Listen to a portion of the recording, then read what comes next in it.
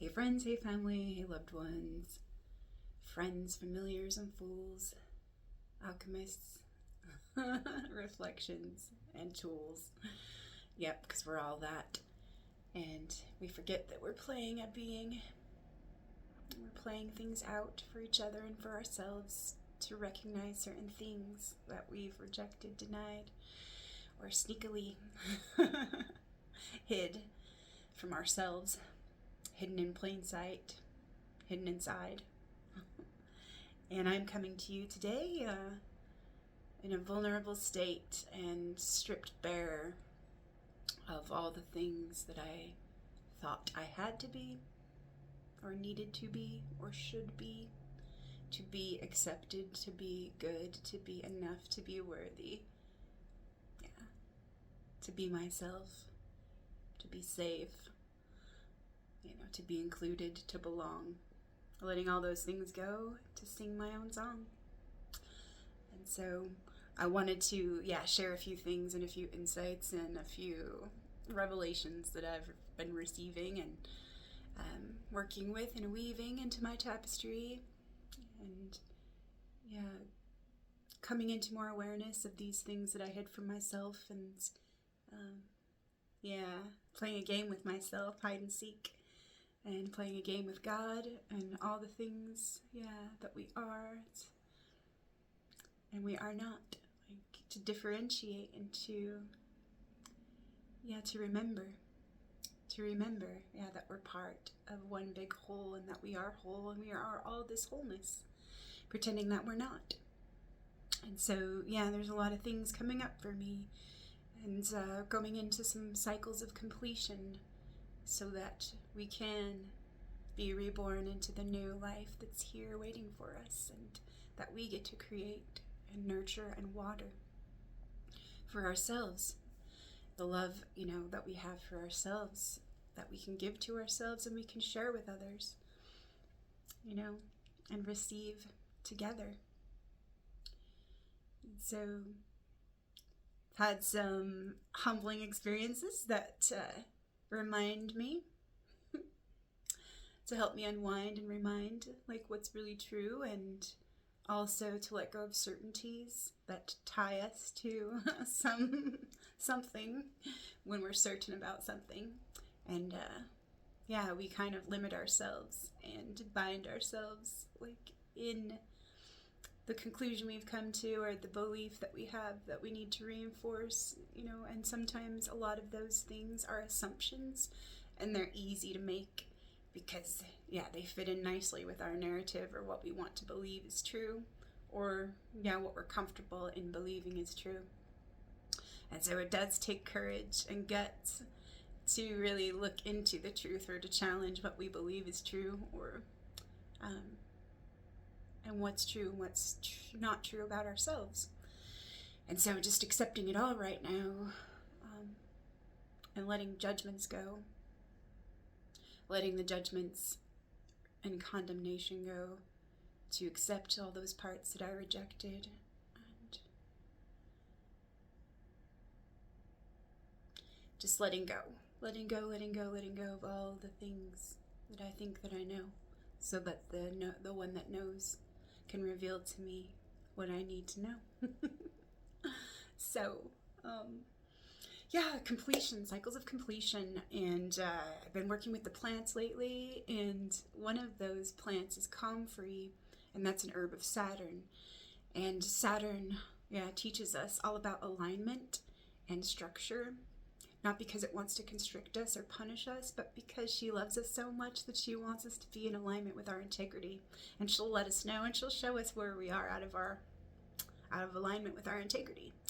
And so I've had some challenging, harsh lessons in that, but it's helped me to see where I abandoned myself, and where I wasn't being true to myself, and where I was whoring myself away for external payoffs, or the strategies, that I learned that have become maladaptive strategies in relationship dynamics and roles that I've played for myself and for others to get my needs met. And yeah, seeing a lot more into that and looking into maturity and immaturity. And we're all developed in certain areas and underdeveloped in other areas, and we don't need to judge like the parts where where we still get to grow, because that's like the gift that we have, that we can learn and grow and know more of ourselves and embody like more of ourselves and integrate like those things that we dismissed or discarded, knowingly or unknowingly. And so yeah, the completions of these cycle, and also like looking into the patterns of Venus's cycle that takes 8 years, and kind of in this window, in this eclipse window, this eclipse corridor, to see like, to look at the patterns and to look at the relationship patterns and the dynamics that were playing out 8 years ago and how that's connected to the cycle that we're in right now, and that's completing and beginning a new cycle, and it's like cycles within cycles. And so yeah, it is like all about the spiral, and yeah, seeing the descent and the ascent, and yeah, looking into and always remembering that one of my favorite myths about Inanna, Queen of Heaven, returning to her sister Ereshkigal in the Great Below, and how she needs to go through these 7 gates and these 7 spaces to the other world or the underworlds, to strip herself from all she has identified herself with, to go and meet her sister in her naked, bare state, to reclaim and to rejoin in union with her. She's got to make sacrifices to let go of everything that she is not, but that she identified with, that she attached herself to. Letting those things go so she can be who she really is and remember herself. And so like we have been dismembered, and we can see that in certain ways, like where we've been divided and separated and put at odds with each other, polarized against one another.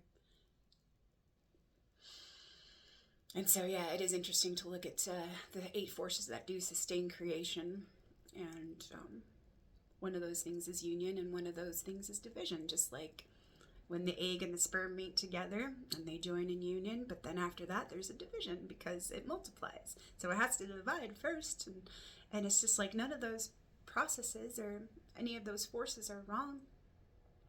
Yeah, they're not, all of them are holy, all of them are divine. It's just, the way that we've perceived certain things, and it's all in the mind, everything is mental, but we've been turned around and inverted into thinking and believing that we're not whole and that we're disconnected from everything and separate. And so I think too, and I feel and I believe that we are coming back into union with ourselves, with Creator, with life, because we have gone through this cycle of forgetting, where we thought that love and life were for getting, but they're for remembering and for giving and for receiving and for being and for knowing ourselves, remembering. So remembering and gathering ourselves back and reclaiming like all that we are, and forgiving ourselves for not knowing. So some of the things that I had a really hard time with were disillusionment and disappointment because of the expectations that I had. I think they were old, inherited, and implanted beliefs, disempowering beliefs, convenient beliefs, so that I wouldn't have to claim my power and I could wait for an external other, an external savior, and someone else to hold my power for me. And I felt like, in a lot of ways, I'm not alone in this experience. But I did have a lot of expectations, and I did project a lot of my power and a lot of my weaknesses and my strengths onto my elders. So expecting them to carry like the wisdom and the power and the actions, like to take the actions, like to protect me and to guide me and to care for me. And I just, when learning how to reparent myself, and I was wondering too, like why I felt so infantilized. I can never say that word.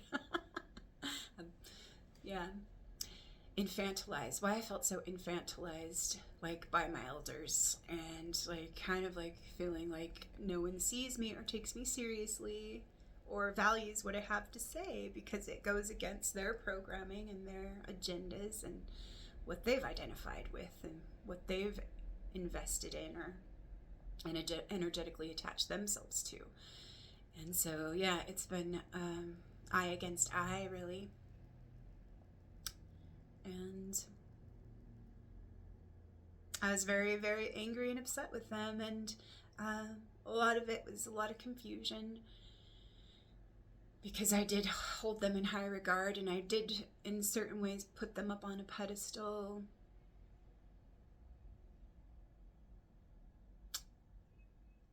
And I understand why.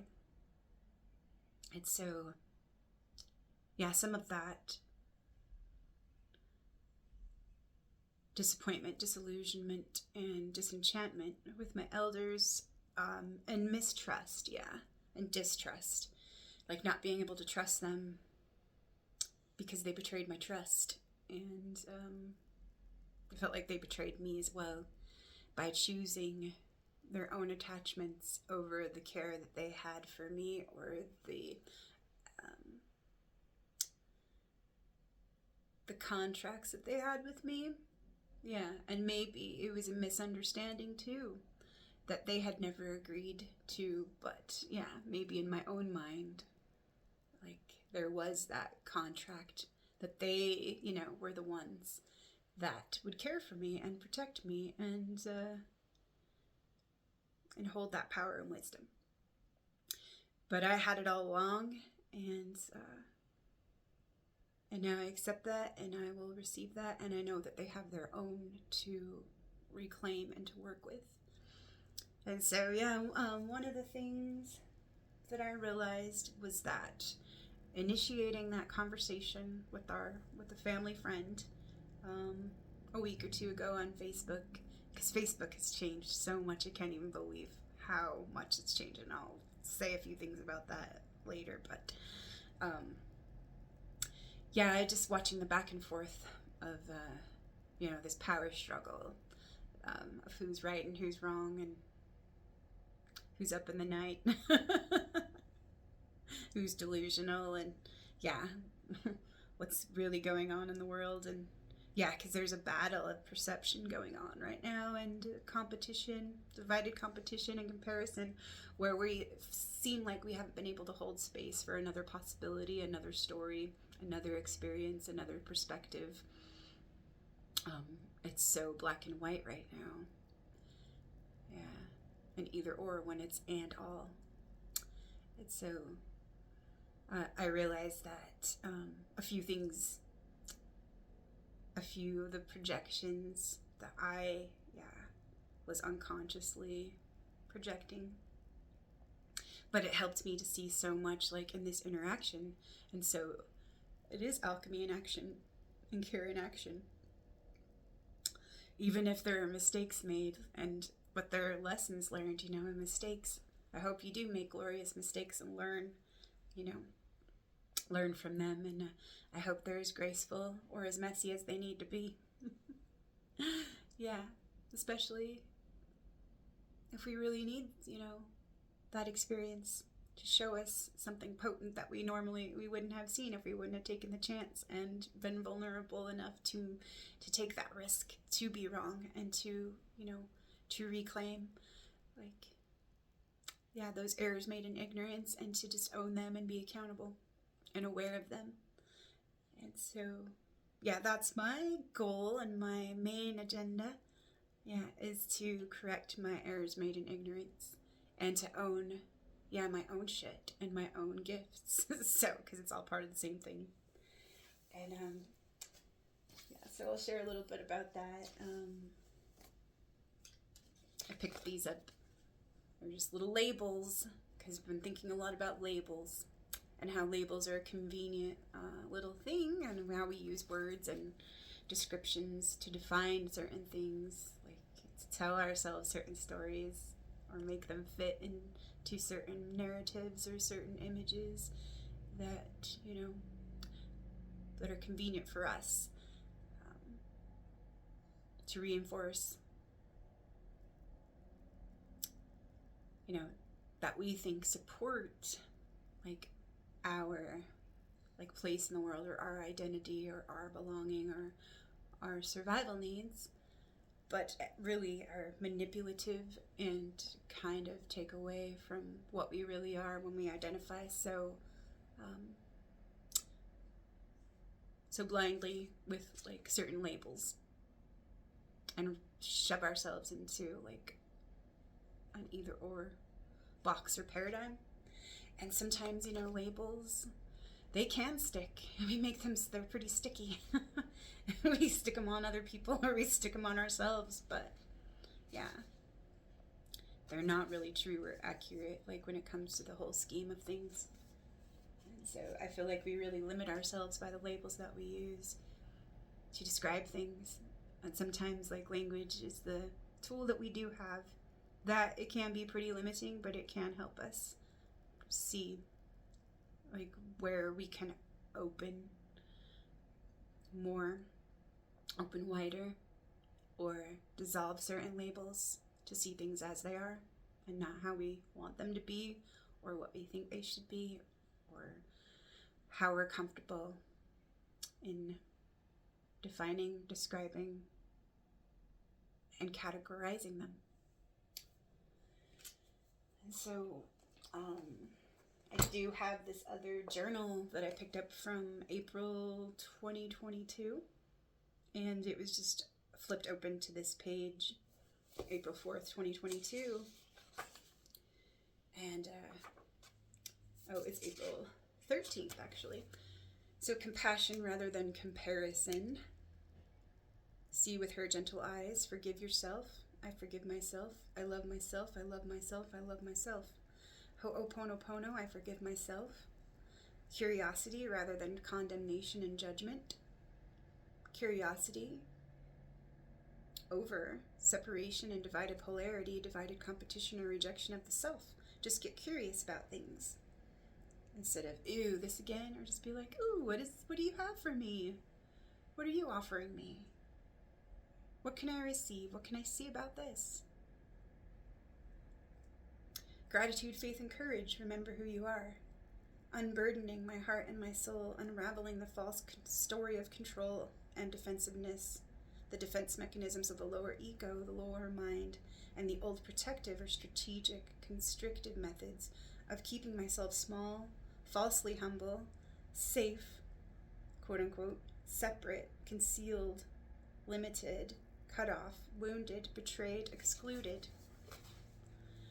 The protective strategies, quote unquote, to avoid trauma, to avoid pain, to avoid feeling shame, guilt, pain, to avoid blame and suffering, rejection, exclusion, risk, exposure, loss, harm, hurt, betrayal, and abandonment. Those are related to my core wounds, abandonment and separation, and not being seen and not being included. Because there is some certain memories coming up around those things too, where I was either the invisible child or the scapegoat when somebody needed somebody to dump or blame something on, or to disown something and put it onto someone else. So the family sin eater, or the social sin eater, community sin eater, and dumping ground. So I would take on other people's shit for them, because that seemed to be the role that they wanted me to play. And so it all centered around inherited, imprinted, and implanted beliefs, false beliefs of lack mentality, in victim frequency, and poverty consciousness. So it created low self-esteem and that false sense of humility and believing and reinforcing disempowerment and unworthiness stories, powerlessness, helplessness, like the victim consciousness. So reclaiming that, reclaiming my worthiness and my value and the appreciation that I have for myself, yeah, that's the value. And so last video, I picked up a coin. It was underneath my little table, and I didn't know like what that was about. But like after I recorded the video, and I realized what I had done, and just showing the two sides, that, you know, this one coin does have two sides to it, and, you know, could, you know, that like be a third part to it.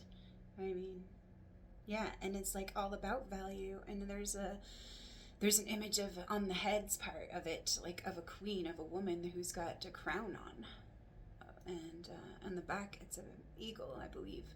So it is interesting, like the two sides, like to everything, at least there's two, you know, there's probably more than that, but you know, there's that duality paradigm that we're working in this, to learn in. And so learning how to work in duality without it being against itself.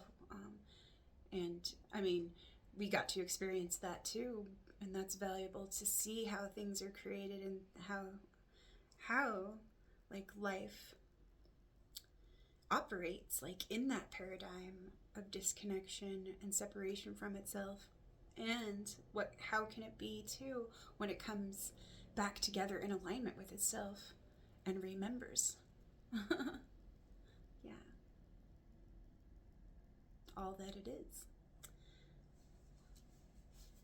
And so reclaiming innocence, wisdom, ignorance, and folly, and the choices and the chances and the miracles all around, and all the possibilities. So letting go to become open and to receive this infinite flow that life is always gifting. So letting go to receive and to be here with what is. Acceptance and generosity, humility, faith, trust, surrender, hospitality, reciprocity. We're all walking each other home. Holy cow, and wow, sun. Thank you for this life. We are blessed beyond measure to be here at this time. Life force, well-being, creative energy, mitigation of poisons through choice, intention, willingness, and alchemy. Remedies, tools, and techniques, parallel structures, imagination, dream, support and community, connection and reflection, I am willing to receive. Compassion, care, and kindness, self-awareness and responsibility, learning, growing, changing, alchemy, and play practicing. Love and self-mastery, creativity, healing, connection, service, clarity, insight, vision, oneness, wholeness, and prosperity.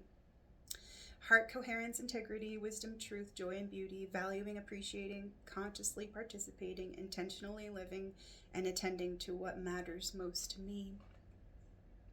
So conscious intentionality, engagement, and receptivity. What am I intending, and what am I attending to with my awareness, care, and attention? Thinking about soul making, a soul-made life, sacred plant medicines, and loving intentionality. Joyful singing, praising and praying, blessing, thanking all of this love that is freely offered and exchanged. Love opening, letting go, and receiving. Inspiration and celebration, revelry, play with all of this. To serve love, to serve God, to serve life, and all the good things. So show up and be myself, authentically, truly, fully, freely. I am this love, so be. I thought about some amazing alchemical chocolates and plant medicines and what my intentions really are and all the love I have to share, give, and be. I'm feeling pretty good today and trusting life in all her ways of being alive, flowing, changing, enlivening every being, every life, everything, and gifting back because I love her and I dearly love all of God's things. Appreciation, beauty, goodness, and all the love we be.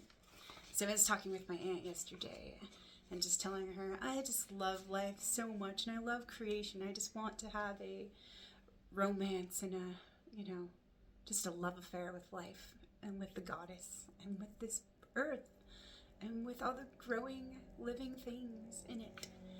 And that's like what my real passion is, because I do love, and I love all this beauty all around me and all the things that I'm a part of and that also live in me. Yeah. And so, that's what's most important to me, just remembering that after all of this trial and tribulation and forgetting, just remembering all these things. And kind of like, felt like been thrown off my center for a little while, but coming back home now and feeling more grounded, more connected, more centered, more authentic, and more free. Like more free to be who I really am and who I need for me.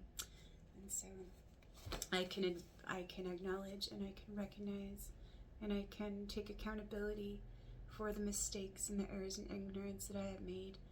And knowing that we all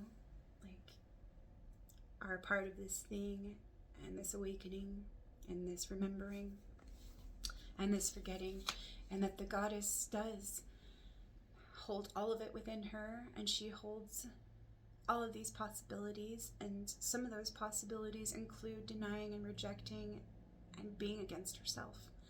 And so that has caused me a lot of pain, like all of that modeling and programming that's kept us in that place of suffering.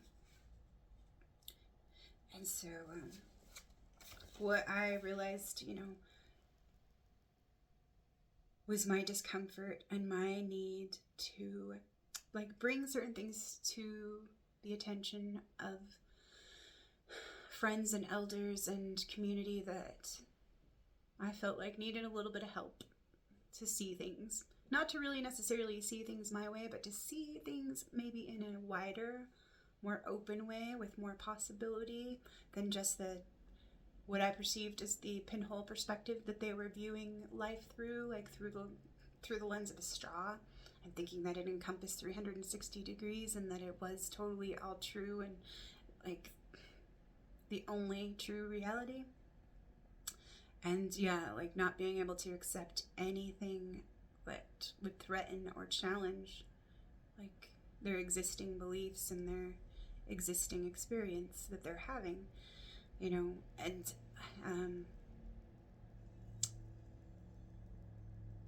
one of those things, I had a dream March 1st, 2020, and it was all about anger is medicine. And one big theme in the dream was how disappointed I was in my elders and my teachers and the spiritual teachers that have taught me so much, and I've valued and appreciated so much. So I couldn't reconcile the fact that if they're aware of all these other beautiful things, why can't they be aware? Why aren't they aware of these other things that are connected? If I can see, of course, why wouldn't they be able to see the same thing? Because they're wiser than me, and they're more experienced than me, and they have access to things that I don't have access to. And, it was just showing me that my knowledge bias and, certain things, that I assumed and believed falsely, that just because someone is aware of something, or they're mentally aware of certain things, doesn't mean that they can actually apply, practice, or see it in the multidimensional way that I do. And it's not my intention to do the better and lesser than comparison, but it's just different. It's a different understanding. And so I was dismissing my own understanding, or my own wisdom, my own knowing, my own inner knowing, expecting that they should know the same things. And that's one of these scripts that was playing for me, or replaying and repeating, was, you should know better.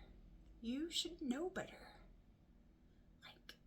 Watching certain behaviors and like emotional immaturity and dysregulated trauma responses and things from my elders, that I felt like should be wise and more refined.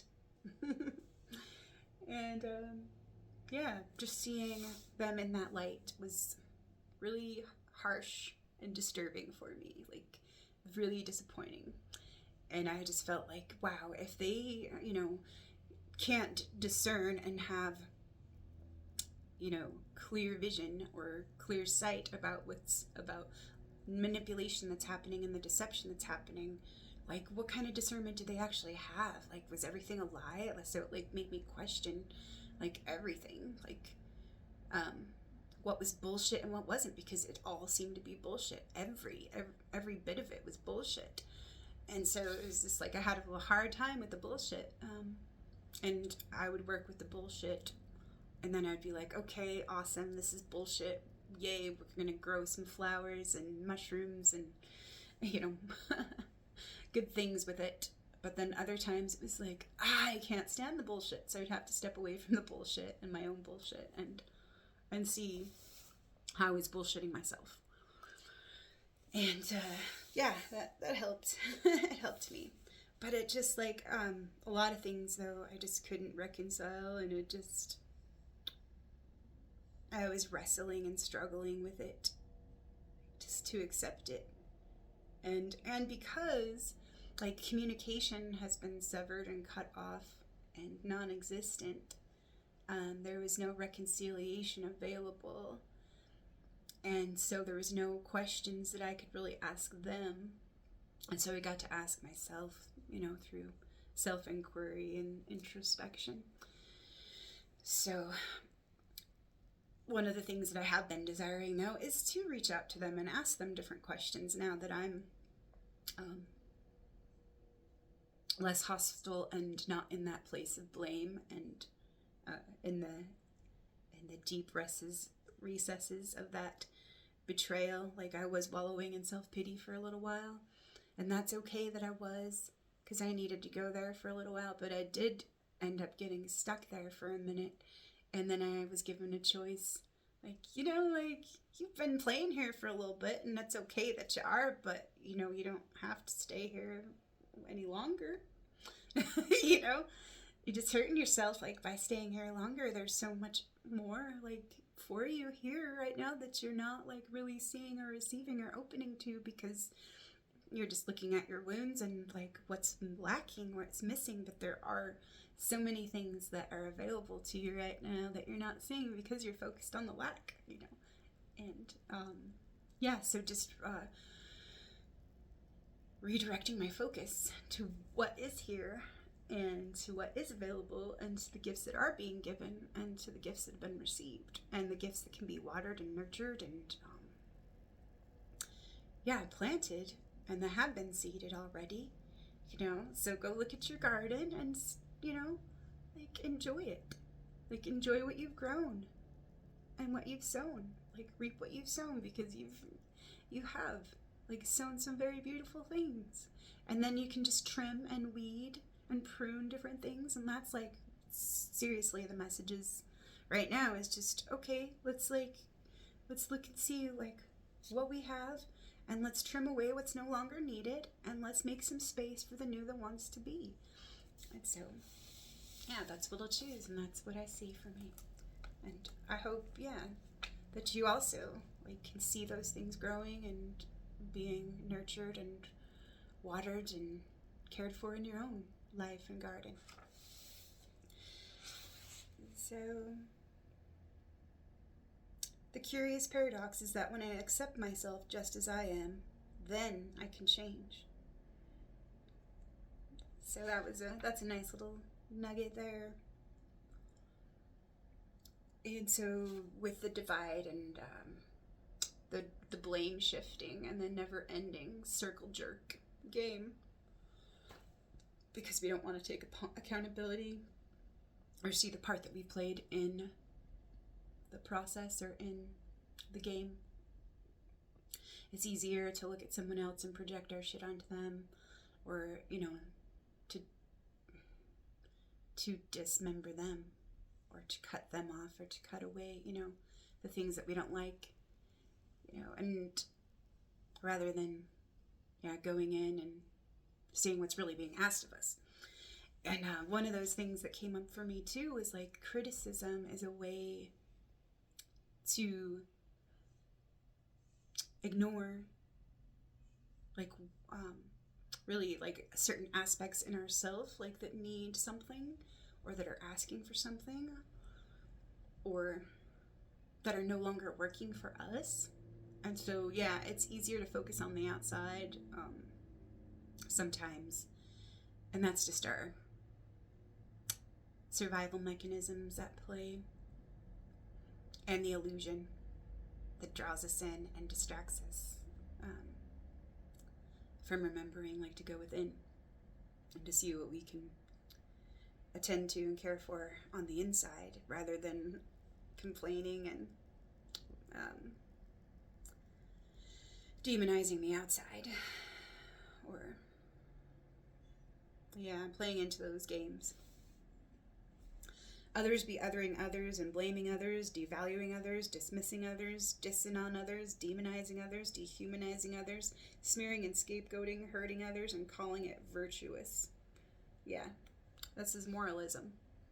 So we've been lost in the cave of shadows and the projections that we've casted, attached to stories and self-made images, self-righteousness, like needing to be seen as good and virtuous, their savior complexes, and judgments and condemnation, perfectionistic distortions, and rigid black and white thinking, hostile groupthink, and the ferocious need to be right. And so that's a lot of what keeps it going and what's gotten in our way. And constantly reactive and really fanatical, like in our rigidity. We have intolerance for certainty, or for someone else's certainty, and an attachment to our own. And so there's persecution complex and the martyr complex running amok.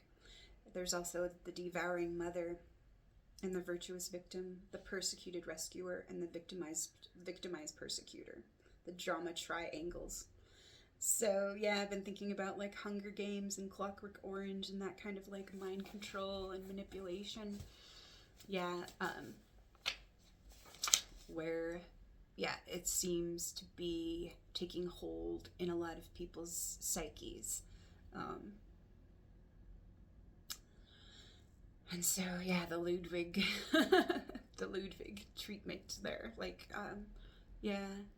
the images flickering on the screen to like turn us into something else that we're not. And so feeling unseen. And it goes along with this song that that comes up every once in a while, like with like these fallen angels that don't see like an angel right in front of their face, and they can't receive or see what they've rejected or discarded or denied or projected onto another, because they can't accept these aspects within themselves. So and I also, when I say them, I also know that it's a mirror for me, like to look at and see where that's been playing out in more subtle ways. So you don't want to see the truth. You don't want to see the truth of yourself, me and we. You don't want to see anything that would challenge anything you have chosen to be or identify with or believe. You don't want to see that you have been deceived, exploited, blind, deaf, and dumb. You don't see me at all. And so when those things like come up, it's just like it's an invitation for me to say, okay, what part of me needs to be seen? What part of me, is able to see? What part of me cannot see? What part of me is asking to be seen? Or what part of me has been hiding because it doesn't feel included, welcome, or invited, like to be a part of the whole. Like, yeah, what parts can I reclaim and bring back to myself? And so when life is confusing and overwhelming, it's just like an invitation and a reminder to remember to go back to the basics and to simplify and come back to the building blocks and the foundation to like support like the structures and the pillar of support and the scaffolding that is needed for this new reality of wholeness. And so one of the things that I've been looking into and seeing into is we need new stories and new myths. New myths.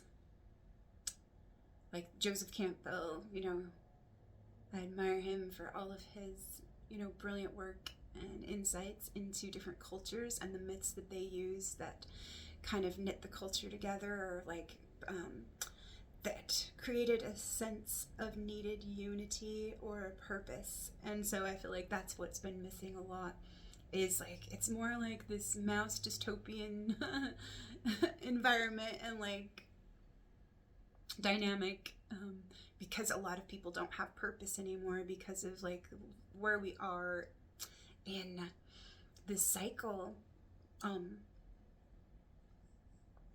of kind of going along with the old programs and stuff, and really desiring to be more authentic. And then like, yeah, all of these things that are changing, like that we have access to, like so much abundance, but like, are we really happy and are we enjoying what we have? So it's like we have all the comforts available to us. I mean, a lot of us do. It's like the Hunger Games, like, or the people in the Capitol, they have like excess and like just so much, but are they really satisfied like with their life? Because it's not a soul-made life. It's maybe abundant, and it has, I mean, gosh, there's a lot of pleasure, but is it taking away from real joy? And yes, a truly soul-made life.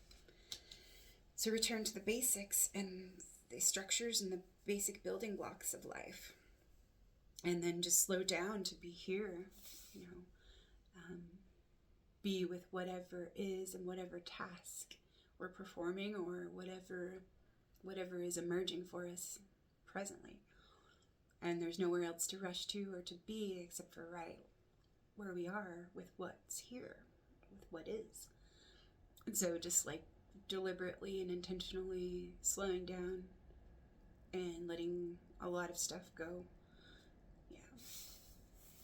And so that's what I've been doing, is like patience. And talking to my auntie the other day, and that was what was on her mind too, that she's been getting patience and letting go of certain outcomes and certain desires, like still knowing that the desire is, it's okay to have, but not being attached to it and letting it go. Like, so not holding it so tightly that it blocks me from receiving what it is that I desire, but knowing that I already have it within me, that I already am that. So, and making the space and the room for it to come through, or to be like received. And so, patience is a skill to practice, and it's a virtue that we can receive for ourselves. Patience with ourselves, patience with our process. And so one of the herbs that relates to horsetail and patience, horsetail, is, that's a herb of Saturn, and that can help us with patience, working with that. And it actually does support like the skeletal structure. And so it is all about like the foundation and like the basic building blocks that do hold and support creation, the pillar, the horse. So horse symbolism and horsetail, and like the lessons and the beauty and the gift like that Saturn does give in these lessons of limitation to help us master ourselves, and it's taken me a little while to be really grateful like for what she's given me, and what I've opened to receive for myself and from the relationships that I do care for and that mean a lot to me, that I value. And so, yeah, Saturn helps us to get into alignment and to be in alignment with our integrity. And it's also all about like being reborn. And yeah, in the astrology, in the recent astrology and astrological happenings, like Saturn was going through its own cycle of death and rebirth. And so I feel like that's interesting. And so yeah, a lot of things happening right now, and just working through, like, and dissolving certain things, letting just, yeah, all these things go around disappointment, disillusionment, disenchantment, and disconnection. So, and yeah, the internal and external criticism can help us see what we really need if we're willing to listen and see what's being asked of us. If we listen to the story or the script that's playing, it can help us see what's underneath that, what's being said, because there's always a little bit of the truth in a lie, and there's always a lie in the truth. And so, like, if we can discern and get to see that. So, and in my lie, it was like, you should know better. You should know better. And so, yeah, what was in there for me? Yeah, you should know better. This relates to my idealism and my implanted and imprinted and inherited beliefs that my elders are supposed to know better and know more and be better than I am.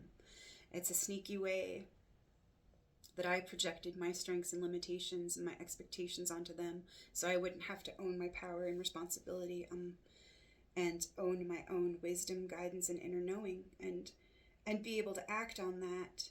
Because whenever I did act on that, I always got shit for it, and I upset the apple cart, and I was not going along with the regularly scheduled programming. And yeah, that made others uncomfortable around me, so I kind of shut certain things down when I was a kid, because it really did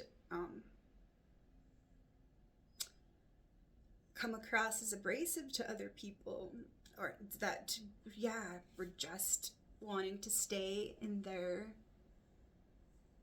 comfort zones and in their established conventional ways of being and relating and doing things or operating. And so it's just like reclaiming that. So to act, to act and to trust myself and act on my intuition and my inner knowing and my wisdom without their approval or their understanding or their blessing or their permission or their praise or their support or their agreement, and so like that was like, what I felt like would keep me safe. Like, I felt like I needed permission to do those things and I didn't have it. And so, yeah, it wasn't trusting in myself and my own power and what I knew I needed for myself. And so it was a way of abandoning myself.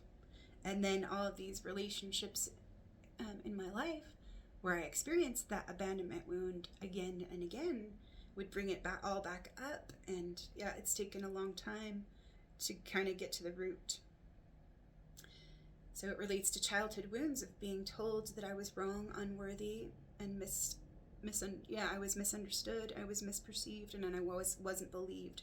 I wasn't seen, I wasn't taken seriously or listened to, like, truthfully. I was gaslighted and invalidated and made inferior. I was seen as wrong and foolish and naive when seeing into other things that others could not see, and they couldn't validate them for me. Yeah, seeing the truth and the deceptions, and seeing the incongruencies and the contradictory beliefs and the disconnect between thought, belief, and feeling, and the external interference and internal conflicts, like, not being addressed or confronted. And so, yeah, just those feelings of not being understood and not being valued, like, for my contributions and, like, unique differences that I had to share in my own care. So being scapegoated for disrupting the regularly scheduled programming. And so, yeah, that all has to relate. to the recent connecting, or doing my best to connect with an old family friend and a teacher. And yeah, still seeing into that, still processing some of it. And I did get a lot of different insights into what my motivations were, and the aspects that were playing, that were a part of this play.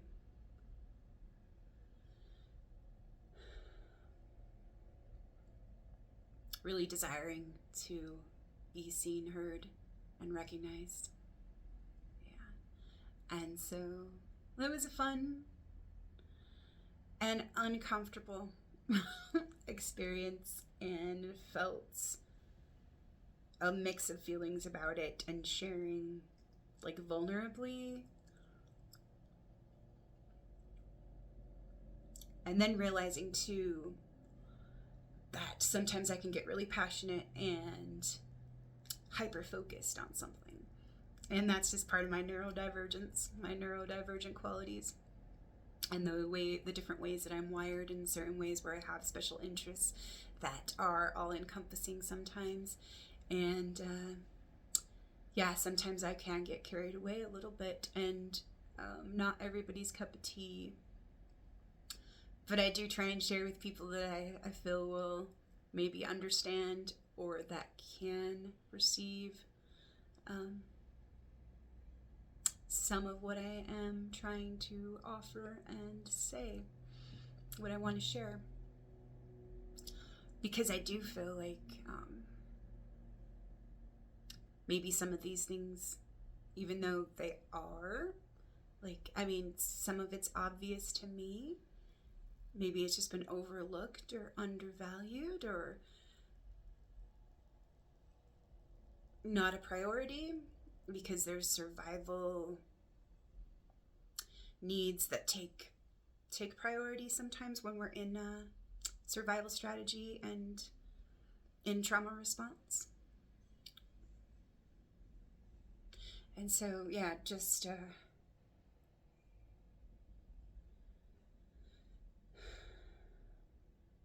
reflecting on what's been given and what's accessible and available right now, and what I get to choose right now. Whether or not the other or anyone else receives what I offered, I've received it for me, and I planted seeds, and those seeds are alive in me, and I'll water them, and I'll nurture them, and I'll grow them with care and love for me and we. All that is needed, I can choose to care for and respond to. And so I feel like there is more to say, but I'll just wrap it up for now. And if have any more insights, because I feel like there was a lot underneath the surface that wants to be said, but it doesn't really feel like it wants to emerge right now. So thanks for listening, and blessings and love on your journey. It's March 22nd today, and it's World Water Day, so blessings to water, and thanks to the waters of life, and the waters of the womb, and the waters of earth, and the waters of the goddess, and the waters in our bodies. The sacred water and the sacred life. Thinking all of the elements and all of the forms that she is, and that makes life what it is, all of it. So seeing all of it, and thanking all of it, and blessing all of it, to be all of it, and to be nothing, to be free, to be love, to be everything and nothing, just as I am, just as I'll be, and allowing the same for others, to play out their parts, to remember themselves, and to come back home to themselves, and letting go of the need to convince anyone, or the need to fix anything for anyone, or to manage their perceptions, or to interfere with there are lessons, but just be on standby and offer and kind of let go of some of those agendas, and the covert control of that need to be safe